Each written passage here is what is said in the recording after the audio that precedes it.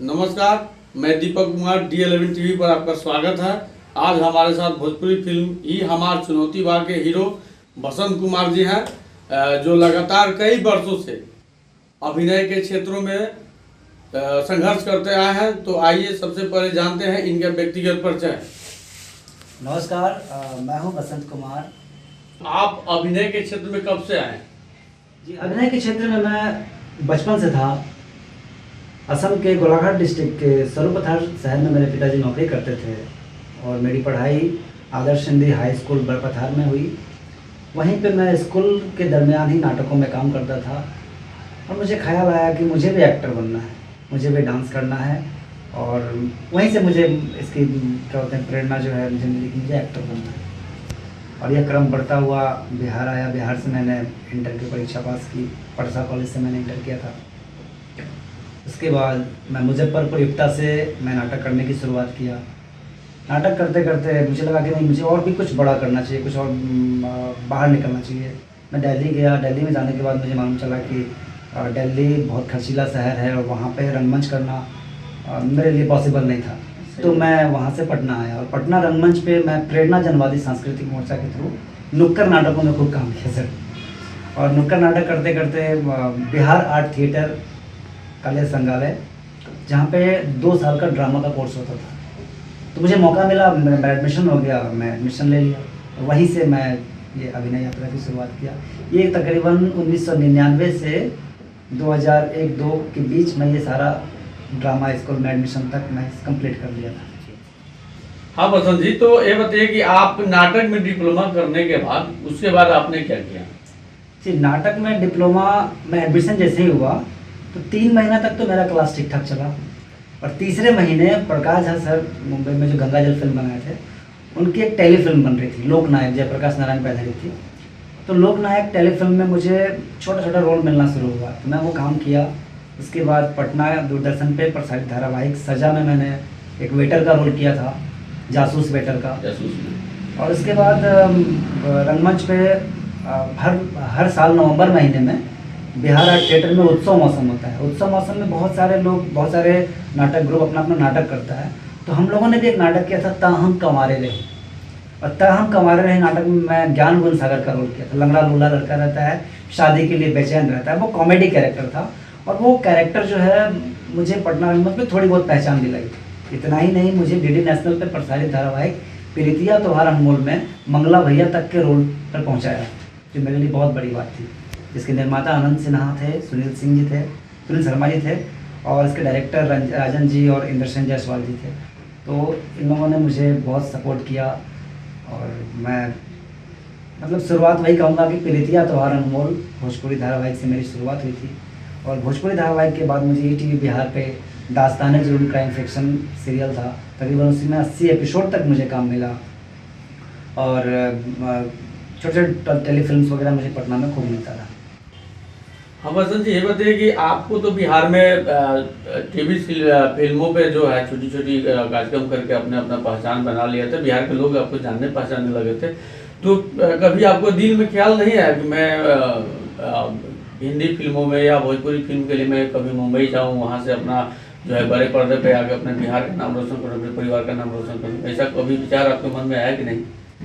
मुंबई का ख्याल तो सर हर कलाकार को आता है। अगर आप कलाकार बनने की सोचते हैं तो आखिरी पड़ाव मुंबई ही होता है। और ये ख्याल मुझे 2007 में आया था। लेकिन सर मैं कर क्या सकता था? मेरा फैमिली, मैं जैसे बताया आपको, किसान फैमिली से हूँ मैं। और मुंबई में खर्च, मतलब एक आर्टिस्ट को मुंबई में स्ट्रगल करने के लिए कम से कम 10 से 15 हज़ार रुपये की ज़रूरत होती है। और 10 से 15 हज़ार रुपये हमारे यहाँ एक व्यक्ति का महीने का सैलरी होता है। तो सर इतना बड़ा जुआ तो मेरे फादर खेल नहीं सकते थे। तो ये मैं खुद से करने की कोशिश किया। मुंबई में गया, वहाँ पे मैंने बहुत मेहनत करी। मेरे चचेरे बहनोई थे वहाँ पे मंत्रालय में, वो सिक्योरिटी गार्ड की नौकरी करते थे। और सिक्योरिटी की तरफ से ही एक छोटा सा कमरा मिला था, तो मैं उसी कमरे में कैसे भी एडजस्ट करके उनके साथ रह के मैंने काफ़ी स्ट्रगल किया। और वहाँ मैंने अपने बिहार के जो थिएटर आर्टिस्ट हैं, सीनियर आर्टिस्ट हैं, मैं उनसे मिला और उन लोगों से मदद मांगा और मुझे मदद मिला। मुझे JTV के रावण सीरियल में एज ए फ्लोटिंग आर्टिस्ट के रूप में काम मिला।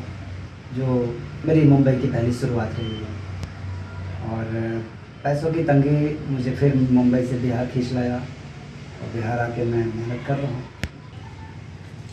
हाँ बसंत जी, ये बताइए कि आपने बिहार से प्लान किया आप मुंबई में अच्छे प्लेटफॉर्म पर भी आपने काम किया, और फिर वहाँ से बिहार है, तो बिहार अगर आपने यहाँ क्या इंडस्ट्री में जाने के लिए, भोजपुरी या हिंदी फिल्म जाने के लिए क्या क्या संघर्ष कर रहे हैं अभी फिलहाल? जी, संघर्ष तो मैंने बिहार आने के बाद मैंने बहुत मेहनत करना शुरू किया। मैं यहाँ आकर सबसे पहले मेरी जो परेशानी थी वो था मेरी आर्थिक स्थिति। तो उसको मजबूत करने के लिए मैं सोचता रहा कि मैं किस तरह से इसे मजबूत करूँ। तो मैंने अपने कई फ्रेंड से इस बारे में चर्चा किया। फ्रेंड लोगों ने बताया कि नौकरी कर लो तुम। तो सर मैं तो BCA कर रहा था, कंप्यूटर इंजीनियरिंग का कोर्स किया था, बीच में छोड़ दिया। कंप्यूटर का नॉलेज मुझे था, लेकिन मुझे क्या नौकरी मिलता। फिर अचानक मुझे एक मुलाकात आप ही के क्षेत्र के एक व्यक्ति हैं उनसे हुई। उन्होंने मुझे बोला कि तुम एंकरिंग करो, और वो वहाँ से मैं शुरुआत किया।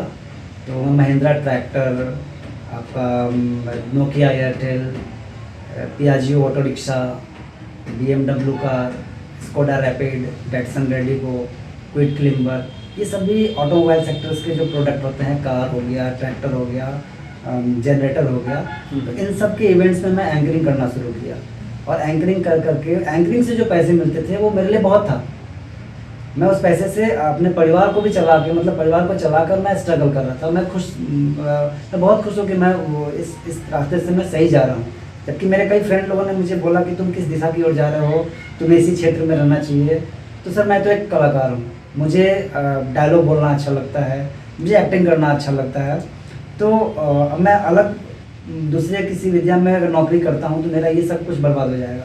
तो मैंने सोचा कि चलो मेरे क्षेत्र का ही काम मिल रहा है, उससे मुझे पैसे भी मिल रहा है, तो मैं ये करना शुरू किया और अभी अभी कर रहा हूँ।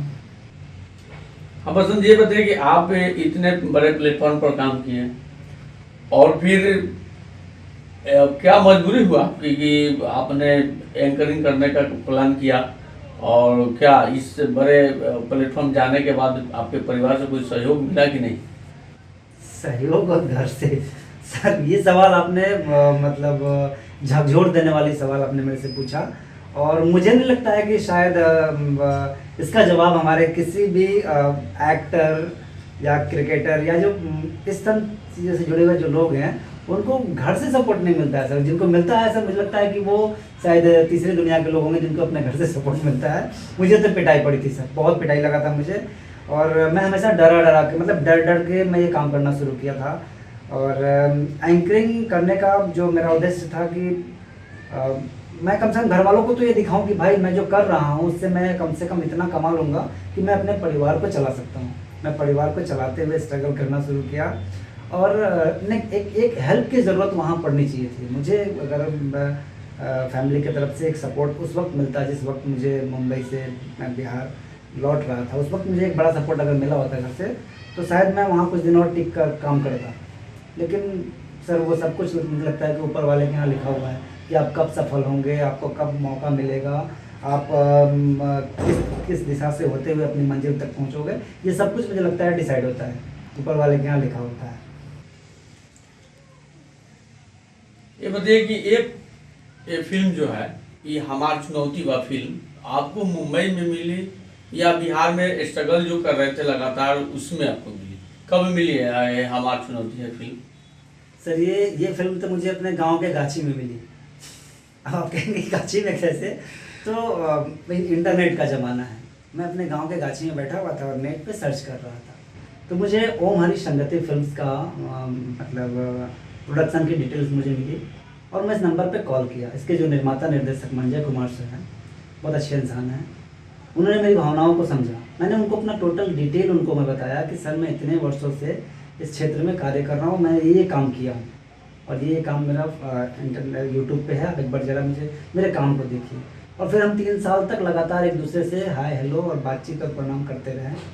3 साल के बाद मुझे मंजय कुमार जी ने मेरे प्रोफाइल को मुन्ना टाइगर और अक्षय राज जी से डिस्कस करने के बाद मुझे इस फिल्म में काम मिला। तो इस फिल्म में आपकी क्या रोल है, क्या भूमिका है, किस भूमिका में आप हैं, और इस फिल्म की क्या कहानी है? जी, फिल्म ये हमारी चुनौती बा में मैं विजय के रोल में हूँ। फिल्म ये हमारी चुनौती बा 3 भाइयों की कहानी है, जिसमें मैं माजिद भाई का रोल किया हूँ। बड़ा भाई पिता के गुजरने के बाद, एक्चुअली इस फिल्म में जो हमारे पिता हैं वो पुलवामा में शहीद हो चुके हैं। पिता के गुजरने के बाद घर की जिम्मेवारी बड़े भाई पे होती है। तो बड़े भाई चाहते हैं कि मेरा दोनों भाई फ़ौज में जाए, और वो खेतों में मेहनत करते हैं। इतना मेहनत करते हैं कि उनके हाथों में छाला पड़ चुका रहता है। तो मैं भी तो भाई हूँ, मेरी भी तो रिस्पॉन्सिबिलिटी बनती है कि भाई बड़ा भाई खेतों में काम करके मुझे फ़ौज में पहुँचाना चाह रहा है। तो मैं जब मेरी सोच रहती है कि ये बड़े जो है लाना था ऐसी नौकरी पे जिसके लिए भाई खेतों में मेहनत करे, हाथ पे छाला पड़े और मैं आर्मी में जाऊँ। तो विजय जो है महिंद्रा की एजेंसी में एज ए मैकेनिक के रूप में काम करने लगता है, और बहुत कुछ है आगे जिसमें मैं इसकी जिक्र नहीं करना चाहूँगा। फिल्म देखिए कुछ जैसे, लेकिन मुझे ये रोल बहुत अच्छा लगा। और इसमें मुझे मंजय कुमार जी जो इसके निर्माता निर्देशक हैं, उन्होंने, मुन्ना टाइगर जी और अक्षय राज जी ने मुझे ये मौका दिया। मुझे काफ़ी अच्छा लगा। ये फिल्म जल्द आएगी। सुनने में आ रहा है कि हमारी चुनौती व फिल्म में मोहम्मद अजीज साहब का आखिरी सॉन्ग जो है इसमें शामिल है, कहाँ तक सच है इस बात की? जी, मोहम्मद अजीज साहब का आखिरी कई गाना इस फिल्म में है। और मोहम्मद अजीज साहब बॉलीवुड के और भोजपुरी के बहुत ही फेमस सिंगर हैं, जिनका देहांत जो है 27 नवंबर 2018 को हो गई थी। और हमारी फिल्म की गाने की रिकॉर्डिंग भी उनके गुजरने के 2-3 महीने पहले चल रही थी, और वो गाना उसमें गाएँ। इसके बाद सर बीमार पड़े, और तब तक हमें फिल्म की शूटिंग में भी काफ़ी लेट हुआ। फिल्म तो कंप्लीट थी, और ये अगर लॉकडाउन वगैरह अगर नहीं हुआ होता देश में तो अब तक हम लोग उसे पर्दे पे आ चुका रहता।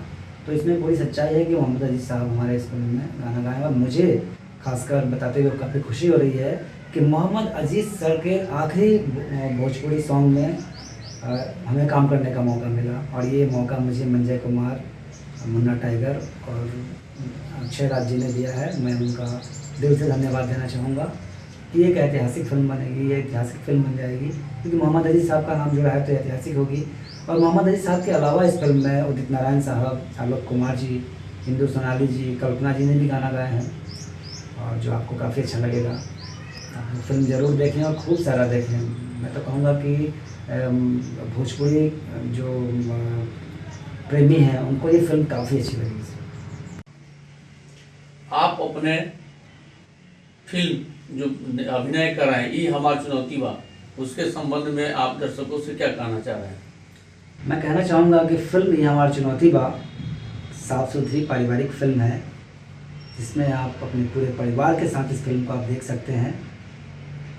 और मैं अंत में यही कहना चाहूँगा कि आप सब लोग D11 टीवी के से जुड़े हुए सभी लोगों को मेरा धन्यवाद है। आप सब भी D11 टीवी को प्यार दें। धन्यवाद, नमस्कार। मैं बसंत कुमार। आप देख रहे थे D11 टीवी, मैं दीपक कुमार। धन्यवाद।